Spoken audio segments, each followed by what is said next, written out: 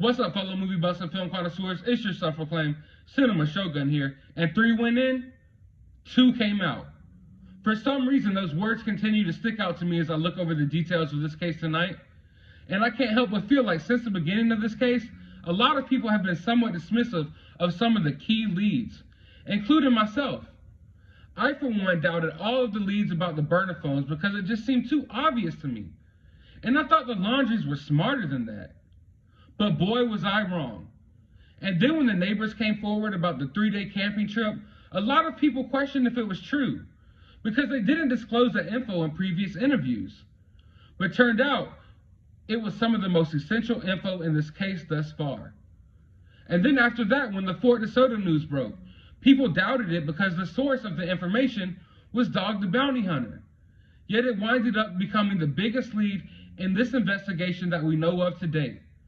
So why, after all of that, should we doubt that 3 people went in and only 2 people came out? All of the other leads winded up checking out. Yet I feel as if this one is still being somewhat dismissed. And why? Because some people said that they might have seen Brian past that date? If this search for Brian Laundrie taught us anything, it taught us that people think all bald white dudes look exactly alike. So sure, someone might have seen Brian, but isn't it at least possible that they maybe just thought they saw Brian? Like many people are thinking they see Brian across America every day since this case has begun? And of course the parents and the lawyer claim he returned from that trip, but why should we start trusting them now? And as these new details emerge about Brian's sister showing up for one day to that camping trip, I think the 3 people went in and only 2 people came out lead has become more credible now than ever, especially if you consider the fact that the sister felt the need to lie and say she hasn't seen Brian. And why in that tragic moment for their family has she not gone to visit her parents once?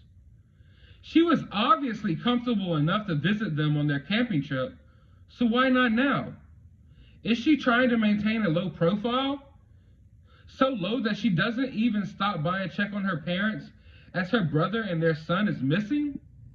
Why lie about seeing your now supposedly missing brother on an innocent little camping trip with your family?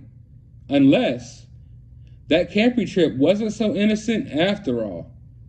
3 people went in, those 3 people being Brian and his parents.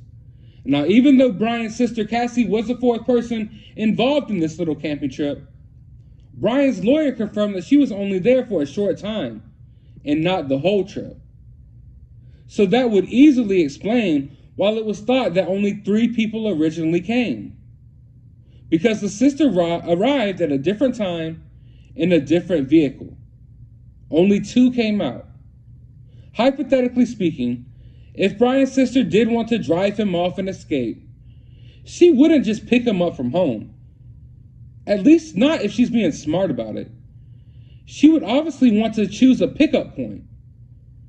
That pickup point possibly being a campground in between her and her parents' home that they had been known to frequently visit before, with the transaction of Brian from his parents' protection over to hers being disguised as a family camping trip, with the assumption that when Brian's parents left the campgrounds, it would just be assumed by everyone that he was with them, whether or not they saw him or not. Because after all, they did leave in the camper.